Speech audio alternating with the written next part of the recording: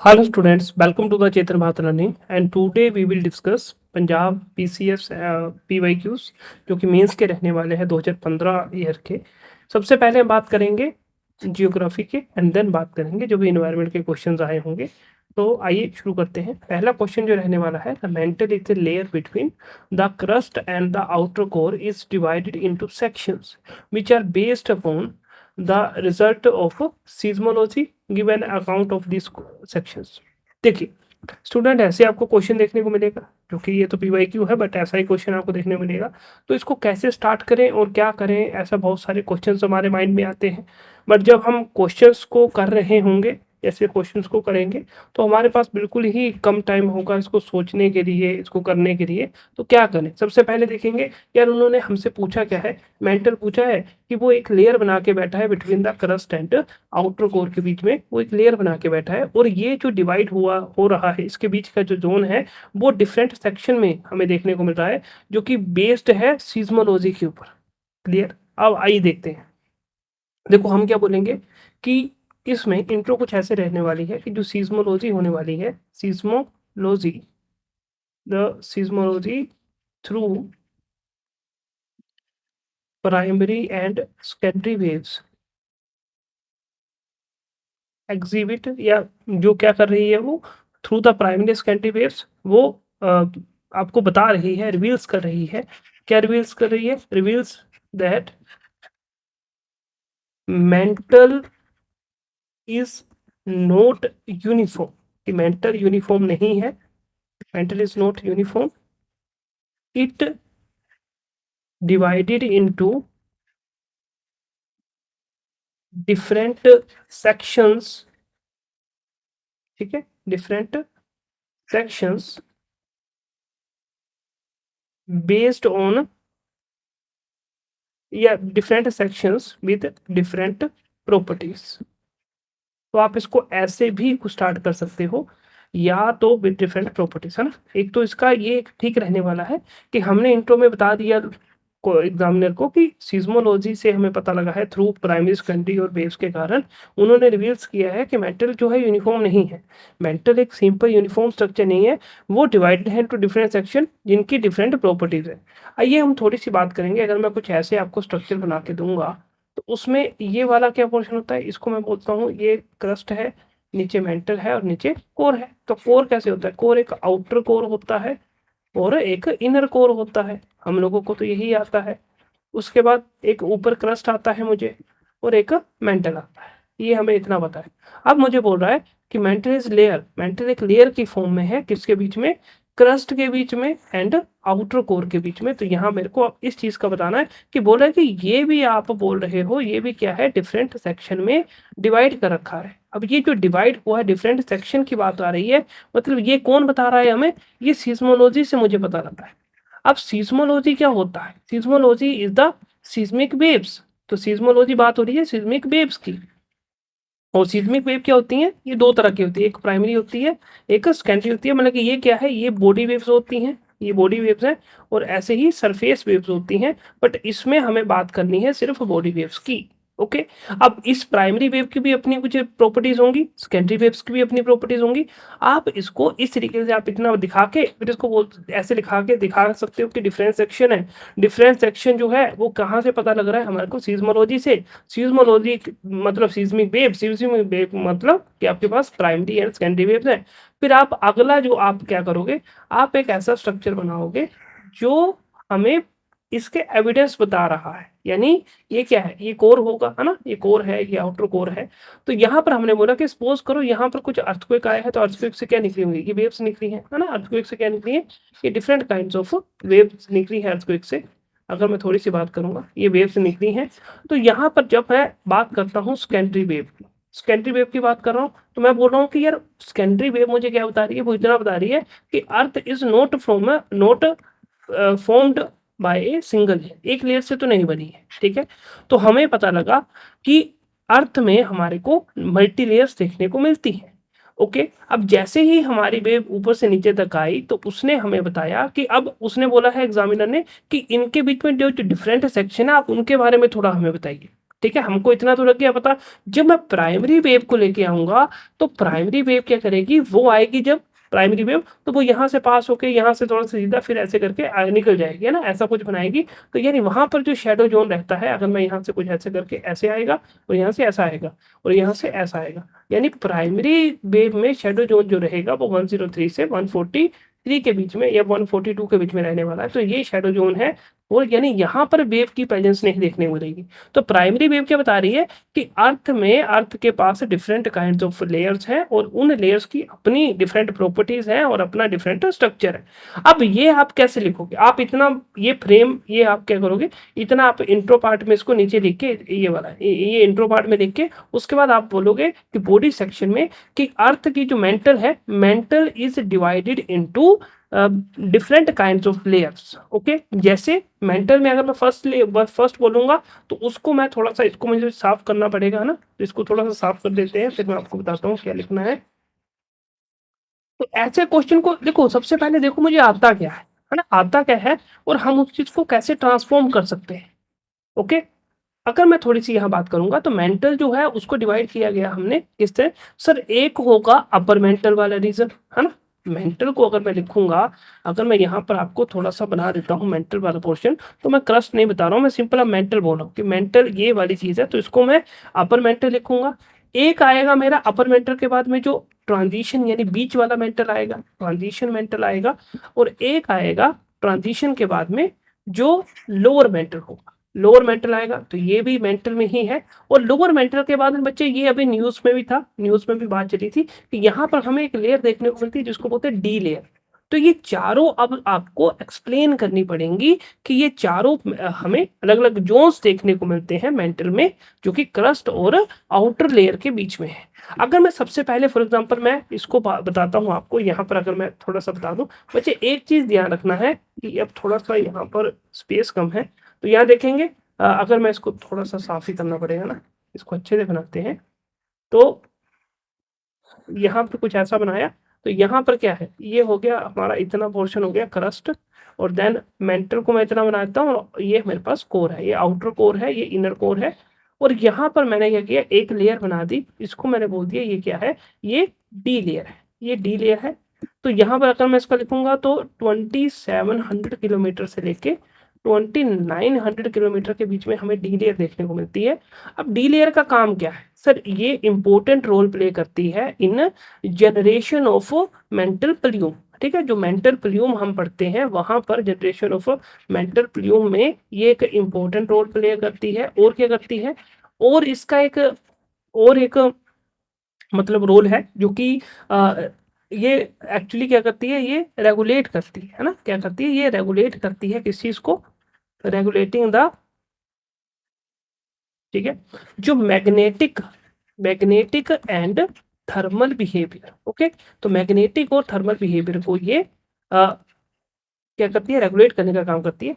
D layer जो है बच्चे, यहाँ पर बिल्कुल ये लो वेलोसिटी जोन है ना, ये लो वेलोसिटी जोन है किसका, वेव का, है ना, वेव का बिल्कुल लो वेलोसिटी जोन है। यहाँ पर वेव आके अगर हमें थोड़ा सा पता हो, देखो अब इतना हमारे को पता लग गया डी लेयर के बारे में, है ना, ये अपने को न्यूज में था, हमने इसको पढ़ लिया था, हमें आता है। अगर मैं बात करूंगा ये पोर्शन होगा क्रस्ट, तो 0 to 34 किलोमीटर क्रस्ट होता है, हमें पता है। और यहाँ पर अगर मैं थोड़ा सा लिख दूं तो ये 0 to 100 किलोमीटर क्या हो गया, 100 किलोमीटर हो गया सर, ये हमारा लिथोस्फेयर वाला पार्ट है। यानी ये वो पार्ट है जहां पर एक्चुअल में सबडक्शन जोन बनते हैं। क्या बनते हैं, सबडक्शन जोन यहाँ पर हमें देखने को मिलते हैं। यानी यहाँ पर लिथोस्फेयर क्या है, सबडक्शन जोन, मतलब कि लिथोस्फेयर, अगर इसको थोड़ा सा सबडक्शन जोन, तो इसको थोड़ा सा अगर मैं सबडक्शन जोन की जगह लिख दूं, इसको यहाँ से यहाँ मिला देते हैं। ओके, यहाँ पर मैं प्लेट्स लिख दूं तो ये हमारी जो टेक्टोनिक प्लेट्स होती हैं वो लिथोस्फेरिक प्लेट भी कहते हैं। ओके, अब लिथोस्फेयर में टेक्टोनिक प्लेट है, टेक्टोनिक प्लेट क्या होती है बच्चे, वो रिजिड होती है, यानी वो क्या होंगी, वो रिजिड होगी। अब ये सारा ज्ञान तुम कहाँ लिखोगे, ये सारा ज्ञान लिखोगे अपर मेंटल में, कि upper mantle is made from the different kind of structures, for example lithosphere हो गया, एस्थेनोस्फेयर हो गया। तो हम बोलेंगे कि अपर मेंटल जो है वो जो क्रस्ट है, लोअर क्रस्ट के बाद में देखने को मिलता है। अगर मैं इसको बोलूंगा कि इट शोज द मोहोबिक, अब ये बच्चे जिन्होंने पढ़ रखा है ढंग से उनको पता है मोहोबिक डिसकंटिन्यूटी, तो ये मोहोबिक डिसकंटिन्यूटी को दिखाता है प्यारे बच्चों। क्लियर? अब मोहोबिक डिसकंटिन्यूटी क्या कहाँ देखने को मिलती है? अगर आप थोड़ा सा इसको पढ़ेंगे आपको पता होना चाहिए, सीएम अगर आपने पढ़ा हो तो जब अपर क्रस्ट लोअर क्रस्ट के बीच की बात होती है तो वो कुनाड के होता है, और अगर लोअर क्रस्ट और अपर मेंटल की बात हो रही है तो वो मोहोबिक की बात हो रखी है। तो यानी ये कहीं हमें it shows the Mohorovicic discontinuity upper mantle, और यहाँ पे हमने बोला कि यहाँ पर हमें लिथोस्फीयर देखने को मिलता है जो कि कंटेन करता है जा रिजिड पार्ट, और जो टेक्टोनिक प्लेट पार्ट होता है वो कंटेन करता है लिथोस्फीयर। अब लिथोस्फीयर के नीचे 100 से लेके बच्चे जो 700 किलोमीटर होता है या 600 समथिंग किलोमीटर होता है, यहाँ पर हमारे पास होता है एस्थेनोस्फीयर। एस्थेनोस्फीयर होता है, अब हमें पता है एस्थेनोस्फीयर कैसा पार्ट होता है सर, वो सेमी सॉलिड होता है या सेमी लिक्विड होता है, इसको आप ऐसे लिख सकते हो सेमी सॉलिड पार्ट। अब ये पूरा आपको डायग्रामेटिकली शो करना पड़ेगा, सेमी सॉलिड या सेमी रिजिड पार्ट होगा। क्लियर? अब जितने भी वो वर्ड्स में बोलेगा 250 बोलेगा तो उस हिसाब से क्वेश्चन को बना लेना, 150 बोलेगा तो उस हिसाब से क्वेश्चन को बना लेना। ठीक है, तो अब एस्थेनोस्फीयर को आप लिखोगे कि यहाँ पर ये अपर मेंटल में हमारे को ये स्ट्रक्चर्स देखने को मिलते हैं जिसकी हमने बात की। अब उसके बाद में 600 से लेके 600 समथिंग से लेके हमारे को अगर मैं बोलूंगा तो यहाँ पर ये ट्रांजिशन जोन मिल रहा है अपने को, ट्रांजिशन, और इसी बीच में हमारे पास लोअर मेंटल भी आ जाता है। तो उसके बाद में हमारा आएगा ट्रांजिशन मेंटल, जो कि अगर मैं स्थेनोस्फीयर को थोड़ा ऊपर ले जाऊं, मतलब कि 300 टू 400 किलोमीटर कर दूं, तो वहां से हमारा लगभग 700-800 किलोमीटर तक रहेगा कौन सा ट्रांजिशन जोन। तो ट्रांजिशन जोन में हमारे को कन्वेक्शन देखने को मिलेगा। अब कन्वेक्शन आपको पता है, आपने कन्वेक्शन करंट थ्योरी पढ़ रखी है, आपको पता है कन्वेक्शन में क्या होता है, मेंट जो हमारा मैग्मा जो होता है वो राइज करता है। तो मैग्मा क्या करेगा, मैग्मा राइज करता है, तो ये कन्वेक्शन होता है, तो हमें यहाँ पर वो देखने को मिलता है। और नीचे आ जाएगा लोअर मेंटल। अब यहाँ पर आपको एक और चीज बताता हूँ, तो ये तो आप 3-4 पॉइंट इनको आपस में मेंशन कर दोगे कि उसके नीचे होता है हमारा एस्थेनोस्फीयर, उसके बीच होता है मेसोस्फीयर। मेसोस्फीयर कंटेन करता है ट्रांजिशन को और लोअर मेंटल को, ये मेसोस्फीयर करता है। और उसके बाद में हमने बोला कि जो डी लेयर होती है वो भी हमने उसकी कैरेक्टरिस्टिक बता दी है। थोड़ा सा मैं आपको बताना चाहूंगा, जब मैंने वो बनाया था स्ट्रक्चर एक, यहाँ पर इसको थोड़ा सा साफ कर देता हूँ। यहाँ पर मैंने आपको स्टार्टिंग में कुछ दिखाया था, तो बच्चे यहाँ पर आपको डिसकंटिन्यूटी दिखानी है। डिसकंटिन्यूटी क्या होती है कि जब हमारी वेव चेंज करती है, जब हमारी वेव एक मीडियम से दूसरे मीडियम में चेंज करती है, तो वो आपको डिसकंटिन्यूटी दिखानी होती है कि ये क्रस्ट है, क्रस्ट से मेंटल में जा रही, मेंटल से को अपर मेंटल, लोअर मेंटल। तो ऐसे जो आपको डिसकंटिन्यूटी दिखानी है, तो ऐसे बताना है कि अगर मैं अपर मेंटल की बात करता हूँ तो अपर मेंटल में मुझे कैसा स्ट्रक्चर देखने को मिलता है, रिजिड स्ट्रक्चर देखने को मिलता है। यानी जहां पर मेरी सेकेंडरी और जो प्राइमरी वेव होगी, ये दोनों ही वेव्स मेरी क्या होंगी, वहां पर उनकी मूवमेंट देखने को मिलेगी, काफी ज्यादा फास्ट होंगी।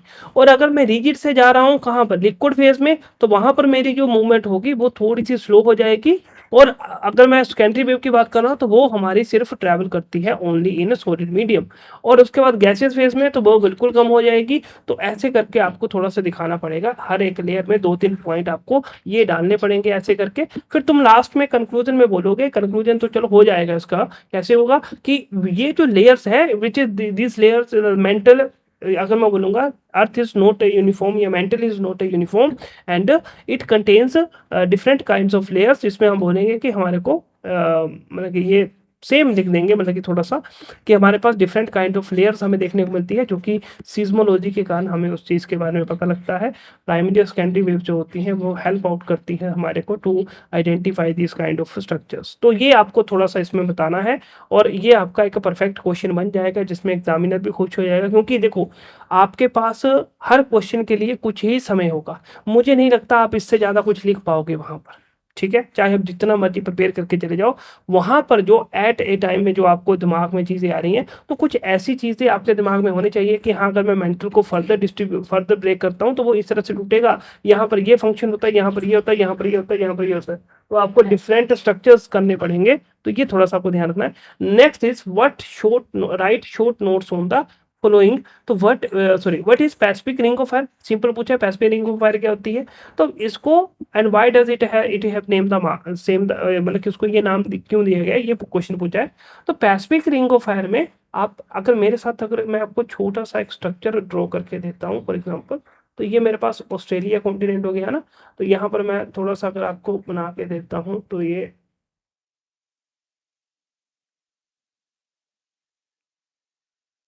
तो फॉर एग्जांपल ये कौन सा पार्ट हुआ, ये हमारा रशिया वाला पार्ट हो गया है ना, ये रशिया वाला पार्ट है, ये जापान आ गया। यहाँ पर हम बनाएंगे, तो यहाँ पर मैं रशिया के पार्ट के साथ में थोड़ा सा आपको,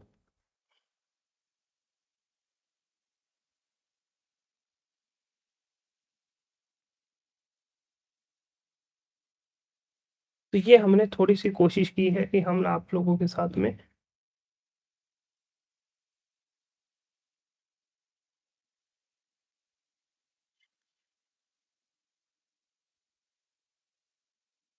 तो ये हमारा अब पूरा देखो, अब ऐसा स्ट्रक्चर होता है, और ये हमें कहाँ देखो, पैसिफिक रिंग ऑफ फायर है, मतलब इसी कहाँ बनेगी सर, पैसिफिक रीजन में बनेगी, सबसे पहली बात है।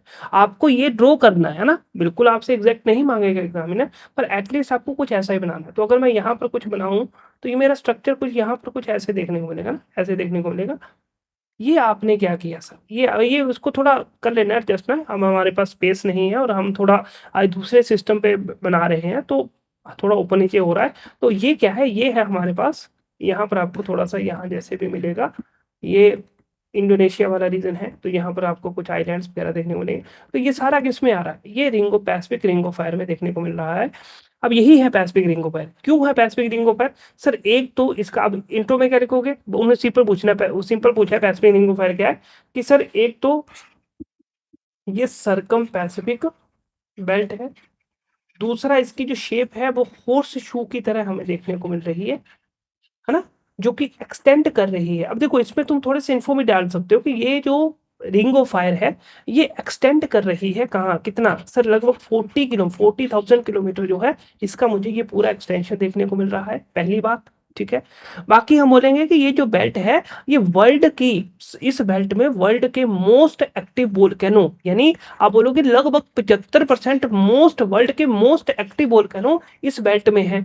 ठीक है, फिर आप बोलोगे कि लगभग 90% ऑफ द अर्थक्वेक हमें सिर्फ इसी बेल्ट में देखने को मिलते हैं, लिख सकते हैं। और इसीलिए तुम साथ में बोल भी सकते हो कि due to this region many earthquakes and the tectonic activities are seen in that region, या इन कुछ कंट्रीज का नाम ले देना, फिलीपींस, जापान वगैरह, यहाँ पर कुछ बहुत सारी एक्टिविटीज हमें देखने को मिलती। क्लियर।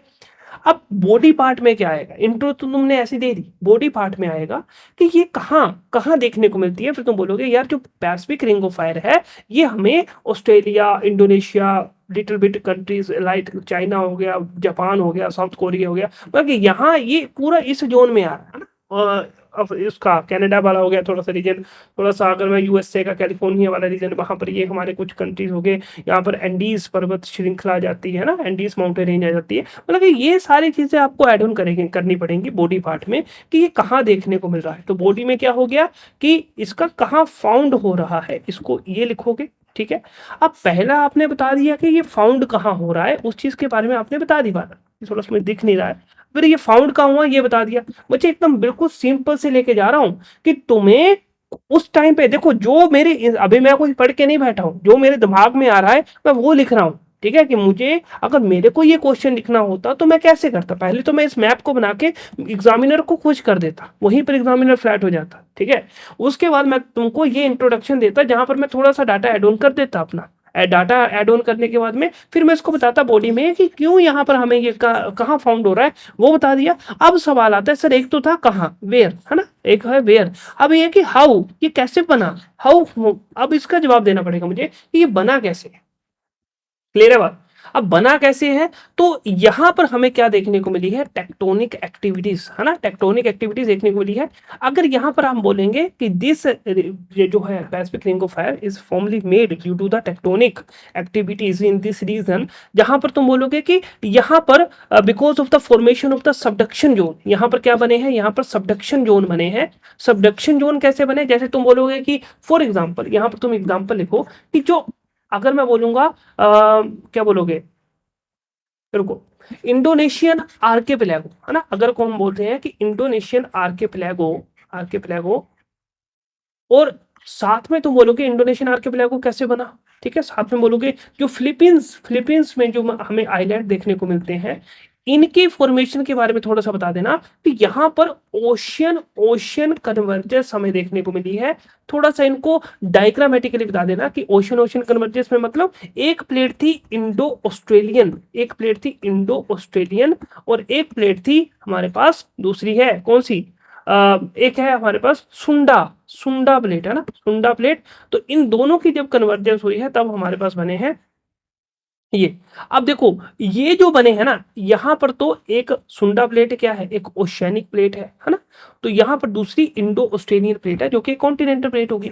बट अगर मैं फिलीपींस की बात करूंगा, फिलीपींस आइलैंड कैसे बने होंगे, तो उसके लिए दो प्लेटें लगेंगी, एक प्लेट तो बिल्कुल फिलीपीन की अपनी प्लेट होगी, क्लियर, और दूसरी प्लेट है सुंडा प्लेट। बच्चे ये दोनों ही ओशियानिक प्लेट है, ये दोनों ही ओशियानिक प्लेट है, इसलिए आप देखोगे कि फिलीपींस जो है कैसा बना है, एक आइलैंड कंट्री है। अब आइलैंड कैसे होंगे, वोल्केनिक इरप्शन हुई होगी, बहुत सारी वोल्केनिक इरप्शन जब साथ में इकट्ठी होती गई तो इसने क्या किया, एक आइलैंड की फॉर्म ले ली, इसने अपने आप का रॉकी पार्ट में कन्वर्ट कर दिया। तो इसलिए हमारे को यहाँ पर देखने को मिलता है बहुत सारे आइलैंड्स देखने को मिलते हैं, बहुत सारी आइलैंड। अब देखो अगर मैं सिंपली बात करूंगा तो जापान हो गया, जापान भी एक आइलैंड नेशन ही है।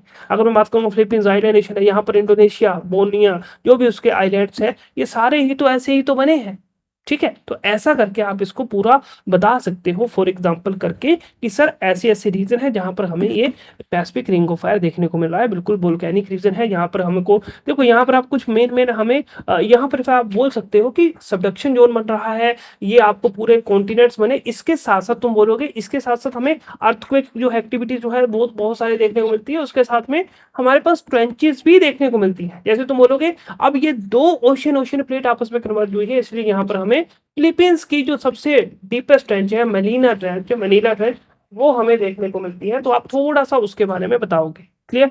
तो ये आपको जानकारी बिल्कुल शामिल करनी है अपने कंटेंट में, और ये सारी बातें आपको करनी है। अब आपने सबडक्शन जोन बोल दिया, आपने अर्थक्वेक रीजन बोल दिया, आपने यहाँ पर ट्रेंचेस की बात कर ली, ठीक है, आपने यहाँ पर वोल्केनिक माउंटेन्स की बात कर ली कि सर इसलिए इसे पैसिफिक रिंग ऑफ फायर बोला जाता है। नाउ अब इसका नाम पैसिफिक ही क्यों रखा, अब ये क्वेश्चन है। ये इसलिए रखा, इसके दो रीजन है, इसके दो रीजन है। एक रीजन तो ये है कि एक रिंग के जैसे नहीं दिख रहा तुमको, तो पहला रीजन बोलोगे सर कि it looks like a ring, है ना, it looks like a horse shoe, जिसकी जो शेप है वो लगभग रिंग के जैसी हमें देखने को मिल रही है। पहला रीजन तो ये हो गया। दूसरा रीजन देखो, दूसरा रीजन तुम बोलोगे, ठीक है, कि ये हमारे को इसका नाम क्यों रखा है, क्योंकि ये ज्यादातर जो है रीजन हमारे इस पैसिफिक उसमें देखने को मिला है। तो पैसिफिक जो है वो तो नाम इसके साथ इंट्रोड्यूस हो गए।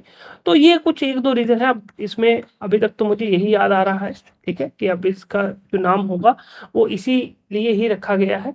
ओके, तो ये तुम सारी बातें लिख के अपना क्वेश्चन को एक सही रूप दे देना, और एग्जामिनर तुमको यहाँ पर मतलब कि इस अगर तुम इतना जो मैंने बताया ऐसा भी कोई आंसर लिख के ले आते हो तो एग्जामिनर तुमको अच्छे खासे नंबर दे देगा, क्लियर। उसको तुम्हें बताना है कि यार मुझे ये टॉपिक आता है, मैंने ये पढ़ रखा है, मुझे बहुत ज्यादा डायमेंशंस नहीं बताने हैं, मुझे जो डायमेंशन आते हैं मैं उसको अच्छे से लिखूंगा कि मेरे नंबर बन जाए। Okay, next is discuss the El Nino pattern. देखो एल नीनो पैटर्न पूछ रहा है, what how it differs from the normal pattern and how it impacts the pattern. देखो आपके पास तीन क्वेश्चन है। पहला बताना है कि एल नीनो पैटर्न क्या होता है, पहली बात, है ना। दूसरा बताना है कि ये एल नीनो किस तरीके से डिफरेंट है फ्रॉम नॉर्मल, है ना, नॉर्मल जो लीनो होता है, नॉर्मल लीनो होता है उससे किस तरह से डिफरेंट है।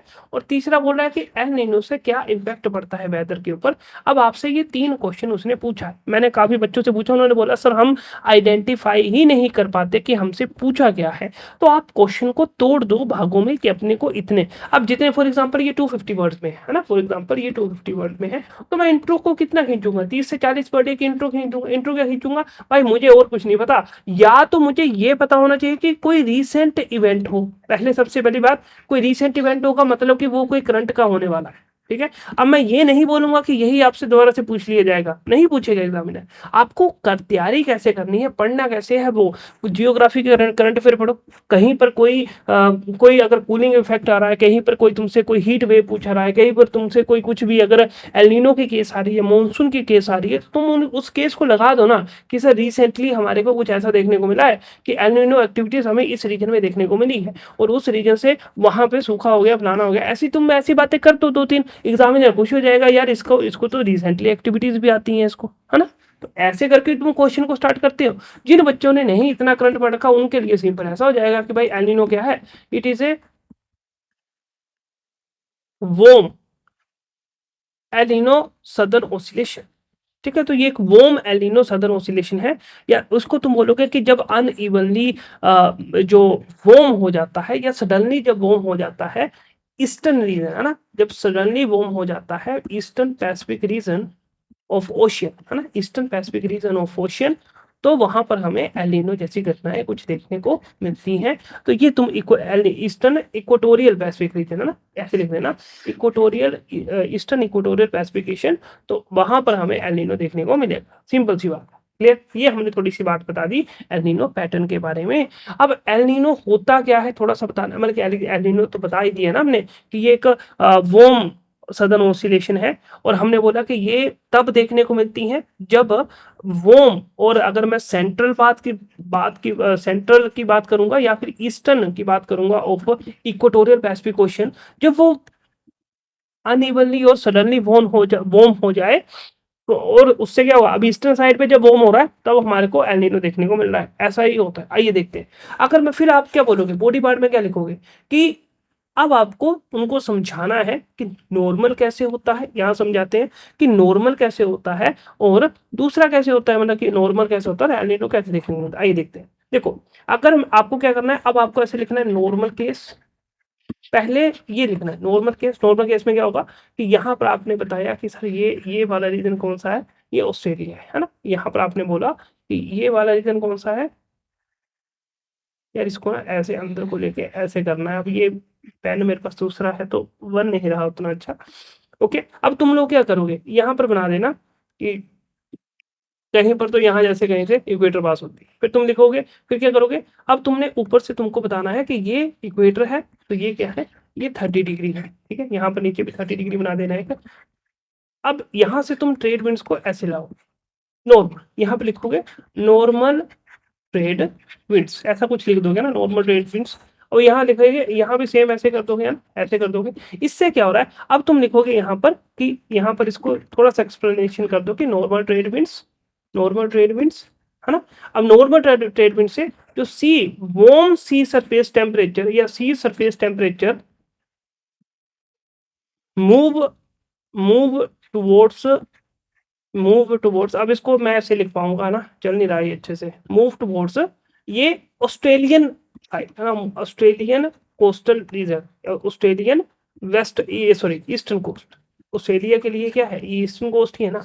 तो ये वार्म वाटर कहाँ पर हो गया, तो warm sea surface temperature, sorry warm sea surface water move towards the Australian eastern side, है ना, eastern coastal region.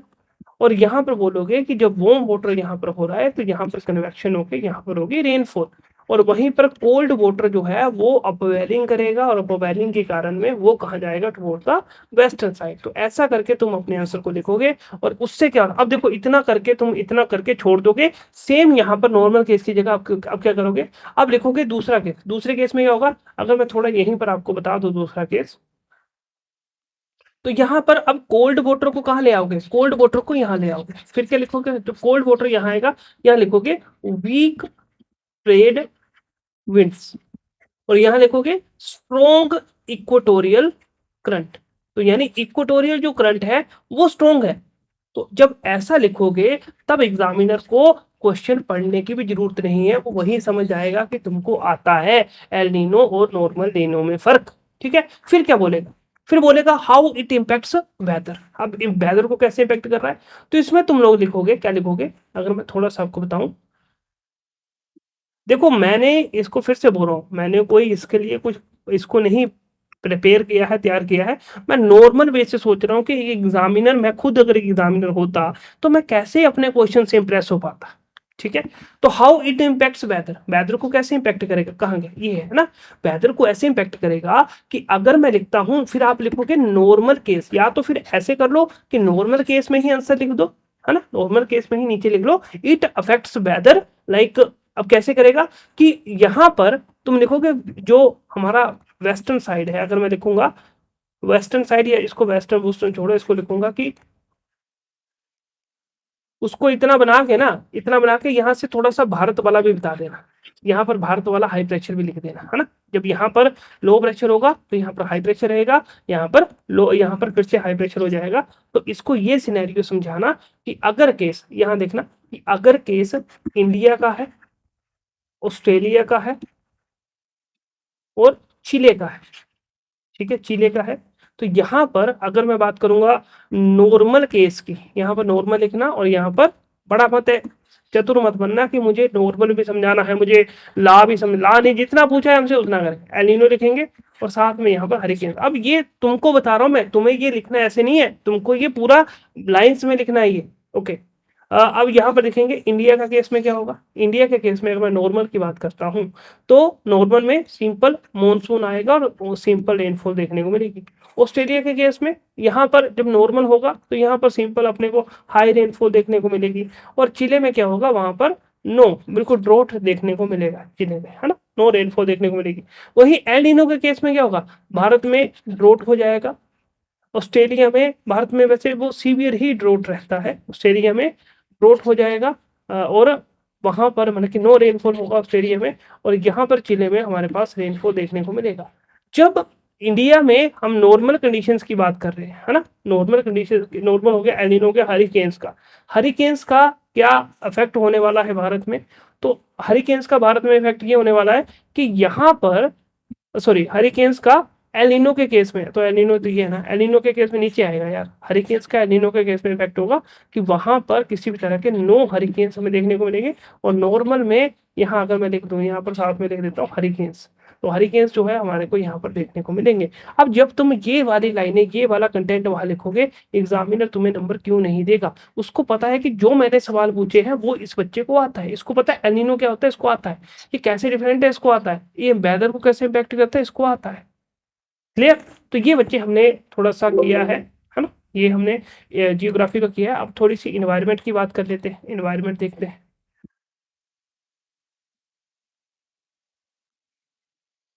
Okay, environment देखते हैं बच्चों। तो ये हमारा पहला क्वेश्चन है, इन ए रिसेंटली हेल्ड क्लाइमेट चेंज, बच्चे 2015 का पेपर है, तो आपको पता है 2015 में एक डील होती है, कोप 21 होता है पेरिस में, है ना, इसको पेरिस क्लाइमेट डील के लिए भी जाना जाता है। तो मुझे नहीं लगता अब जैसा, ये तो उस टाइम के करंट की बात थी, है ना, उस टाइम के करंट की बात है। अब आप इनके पॉइंट सिर्फ कोट कर सकते हो, ये क्वेश्चन बन के नहीं आएगा, पहली बात, ठीक है। हो सकता है कि इस बार आपको जो कोप 30 हुई है साउथ अफ्रीका बेलम में हुई है, पर वहां पर कुछ ऐसा मुझे नहीं लगा कि कोई ऐसा बड़ी, जैसे ये एक ऐतिहासिक, एक हिस्टोरिकल एक कोप है जो कि मानी जाती है।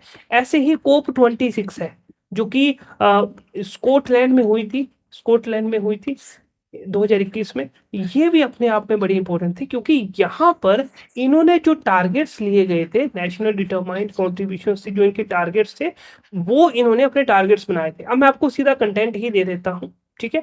अगर आपको लिखना हो तो इसका आप ऐसे स्टार्ट कर, अगर उस समय आप पेपर दे रहे होते और आप लिखते तो आप बोलते कि सर क्लाइमेट चेंज के लिए उसके की एक समिट होती है, क्लाइमेट चेंज कॉन्फ्रेंसेस, वहां से हमें देखने को मिली है, ये 1994 में शुरुआत, मतलब कि ये सारा तो आप बॉडी बार में लिखते, पर आप लिखते कि अभी भी रिसेंटली क्लाइमेट चेंज कॉन्फ्रेंस हुई है जो कि यहाँ पर हुई है, क्लाइमेट में हुई है, और यहाँ पर कुछ महत्वपूर्ण, कुछ इंपॉर्टेंट, कुछ इनिशिएटिव्स लिए गए हैं, यहाँ पर एनडीसी की बात की गई है। ये आप इंट्रोडक्शन में बताते कि इंट्रोडक्शन में बोलते हैं कि यार एनडीसी की बात कर रखी है, यहाँ पर जो है कुछ नए टारगेट्स, कुछ क्लाइमेट को लेकर नए रिफॉर्म लिए गए हैं, तो ऐसी कुछ बातें करते जिससे एग्जामिनर को लगता है यार बच्चे मतलब कि कुछ कुछ कहना जाता है मुझसे, है ना। तो ऐसे करके आपको बात करनी है। अगर मैं आपसे बात करूँगा तो यहाँ पर मैं सिंपली आपको डेटा दे देता हूँ कि एनडीसी में क्या यहाँ पर टारगेट थे। बच्चे भारत का इंडिया का टारगेट क्या था कि उन्होंने बोला था कि हम 33 से 35% तक रिड्यूस करेंगे कार्बन एमिशन को बिलो 2005 के लेवल से।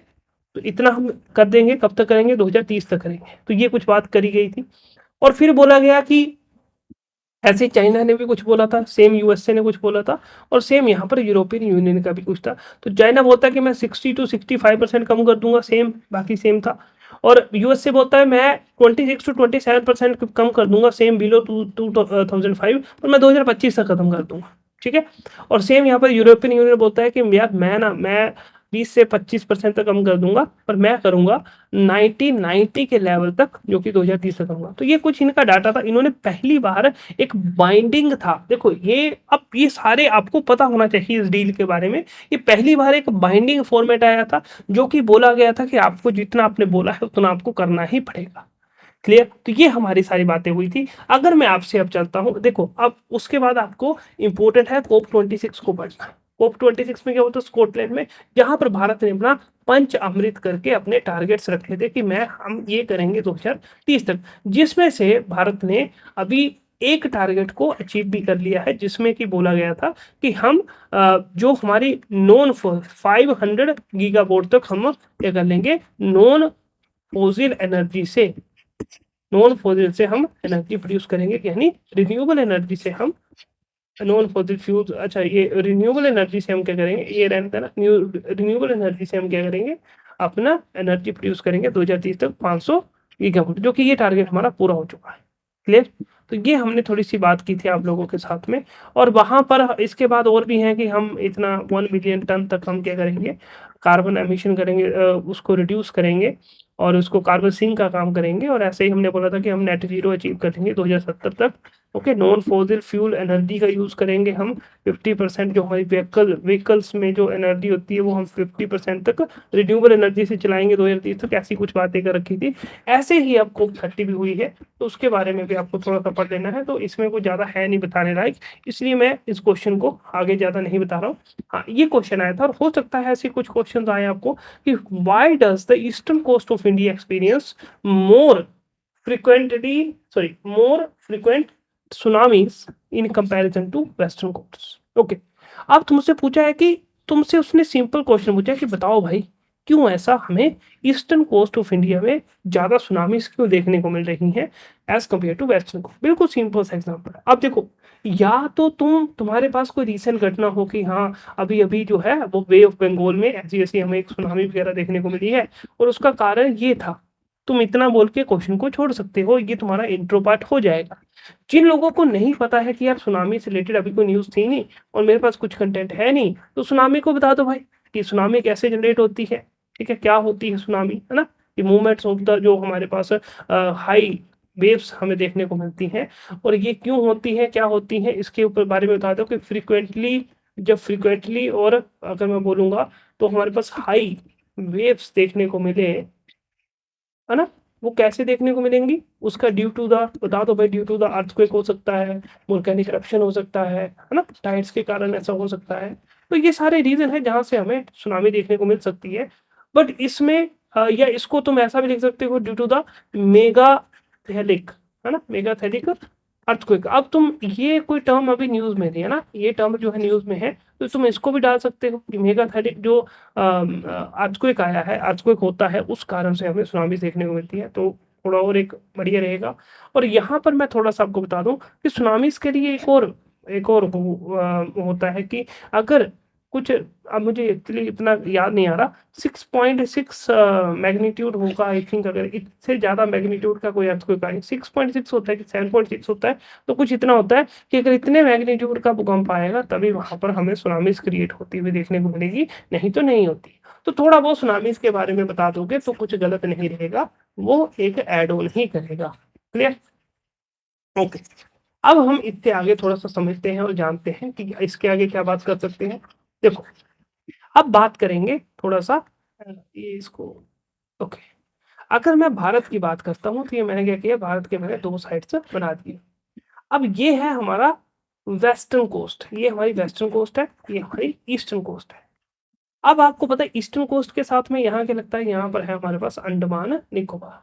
ठीक है, अंडमान निकोबार कुछ यहाँ जैसे है ना, यहाँ जैसे बना लेना। ये थोड़ा सा पेन नहीं चल रहा है यार। ओके, तो ये है हमारा अंडमान निकोबार। यहाँ से ही आपको पता है, यहाँ से म्यांमार वगैरह ये सारी चीज़ें शुरू हो जाती हैं, और यहाँ से साथ में आपको इंडोनेशिया, और इंडोनेशिया के कुछ ऐसे करके आपको अलग अलग आइलैंड्स भी देखने को मिलते हैं। क्लियर। अब हमको पता है कि ये अंडमान निकोबार कैसे बना।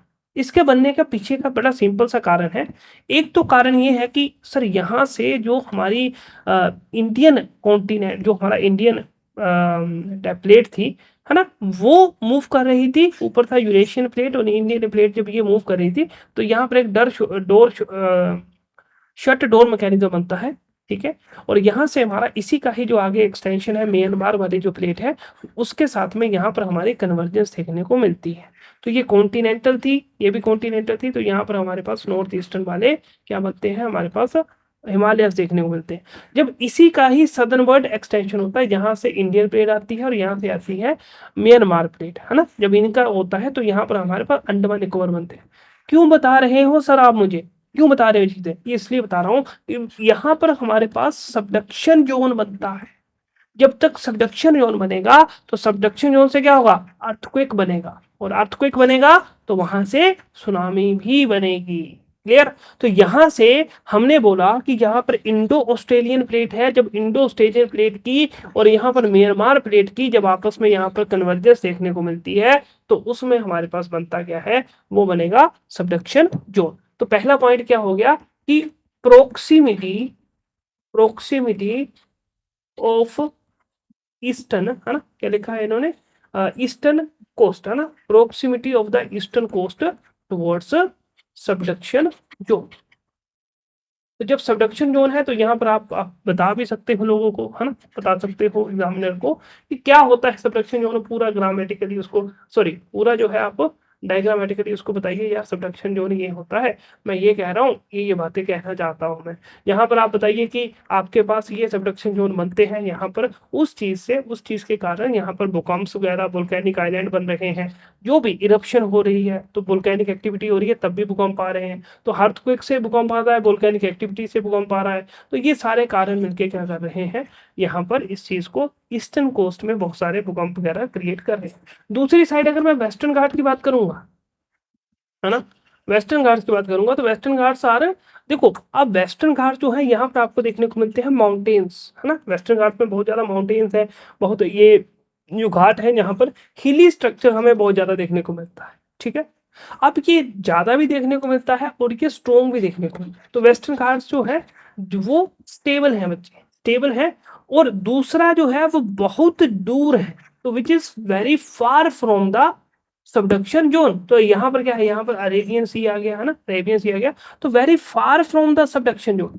अब बहुत ज्यादा दूर होने के कारण यहाँ पर सबडक्शन जोन बहुत दूर है, इसलिए यहाँ पर हमारे पास उतने फ्रिक्वेंटली अर्थक्वेक्स नहीं देखने को मिलते हैं। यानी यहाँ पर हमारे पास दूसरा रीजन हो गया कि वेस्टर्न घाट में इसलिए होगा कि यहाँ पर हमें सुनामी से इतनी ज्यादा नहीं देखने को मिलेगी। तीसरा कारण एक और होता है प्यारे बच्चे, तीसरा कारण क्या है, अगर मैं बात करूंगा भारत की, तो भारत वाला पोर्शन, ये वाला पोर्शन यहाँ से, तो ये हमारे को इतना ऐसे करके हमारे पास स्ट्रक्चर और बन जाते हैं। तो ये जो है बीच का जो गैप है, ये बीच का जो गैप है, ये है हमारे पास बे ऑफ बंगाल। तो ये एनक्लोज्ड सी है ना, बे ऑफ बंगाल क्या है, एक एनक्लोज्ड स्ट्रक्चर है। वहीं पर अगर मैं अरेबियन सी की बात करूं, मैं ओपन स्ट्रक्चर है ना, ओपन स्ट्रक्चर है। अब एक जगह ओपन स्ट्रक्चर हो, दूसरा जगह अगर कुछ ऐसा हो अनक्लोज हो, तो यहाँ पर अगर कोई भूकंप आता है, यहाँ पर कहीं, यहाँ कोई भूकंप आ रहा है, तो एनर्जी जो होगी यानी जो वेव्स होंगी वो चारों तरफ फैल जाएगी, और उससे उसका इम्पैक्ट जो है वो बिल्कुल ही कम हो जाएगा। बट जब एनक्लोज में आएगा, यहाँ पर कोई एक्टिविटी हो रही है, तो यहाँ से वो एनर्जी जो है यानी वो वेव्स जो होंगी वो और ज्यादा फास्ट दौड़ेंगी, है ना। तो ये तीसरा एक रीजन हो सकता है जहां पर हम बोलेंगे कि क्या हो रहा है कि ईस्टर्न का कोस्ट जो है वो भारत का वो ज्यादा एक्सपीरियंस कर रहा है सुनामीज को as compare to western coast हाँ, बिल्कुल सही बात है ना। तो ये आपको इस तरह से अब ये सिंपल आपसे क्वेश्चन पूछे, सिंपल से इसका आंसर दो, अच्छा आंसर दो, डायग्रामेटिकली आंसर दो, अच्छे पॉइंट्स लिखो, अच्छे आंसर लिखो, तो ये क्वेश्चन में आपके नंबर नहीं बल्कि बड़े ही कम होगा अगर यहाँ पर आपको कम नंबर देगा। देखो जियोग्राफी एक ऐसा सब्जेक्ट है, अगर मैं थोड़ा सा बताऊँ, जियोग्राफी हो गया, एनवायरनमेंट हो गया, ये एक ऐसा सब्जेक्ट है जहाँ पर, बल्कि मैं जियोग्राफी को फिर ज़्यादा प्रेफ़र करूँगा कि यहाँ पर नंबर बड़े ही कम कटते हैं। मुझे ऐसा लगता है कि जियोग्राफी में जो भी मेंस आंसर राइटिंग करता है, उसको नंबर मिल ही जाते हैं, क्योंकि जियोग्राफी कंसेप्चुअल होती है और हर बच्चे को, अगर जिसने ढंग से पढ़ा है, जिसने प्री ग्रेड गया होता है, तो उसको तो आती ही है जियोग्राफी थोड़ी बहुत, है ना? तो उसको आप आंसर फॉर्म में लिखना ईज़ी रहता है। यानी आपको हर क्वेश्चन में अगर 10 का नंबर 10 क्वेश्चन है, 10 का सॉरी 10 नंबर का क्वेश्चन है, तो उसमें से आपको लगभग 4 टू 5 मार्क्स तो मिल ही जाएँगे अगर आप एक अच्छे से आंसर लिखेंगे, उसके सारे पॉइंट मेंशन करेंगे। और एनवायरनमेंट में भी अगर आप अच्छे से वे फॉरवर्ड लिखेंगे, अच्छे से अगर आप गवर्नमेंट के इनिशिएटिव बताएँगे, तो आपको नंबर ज़्यादा चांसेस मिल सकते हैं मिलने के। स्टूडेंट्स ठीक है? तो आज के लिए स्टूडेंट्स बस इतना ही करूँगा और इतना ही करेंगे हम। तो ये हमारा जो 2015 के हमने क्वेश्चंस को डिस्कस कर लिया है ना? जो भी जियोग्राफी और एनवायरनमेंट के क्वेश्चन बने हैं। तो आज के लिए इतना ही है, बाकी मिलते हैं। अब हम 2014 के डिस्कस करेंगे। तो ये ऐसे करके आपको शायद अब पता लग रहा होगा कि कैसे क्वेश्चन आता है, कैसे क्वेश्चन को पढ़ना है, कैसे आंसर फ्रेमिंग करनी है। ठीक है? तो थैंक यू, बस इतना आज के लिए इतना ही रखते हैं। मिलते हैं नेक्स्ट लेक्चर में।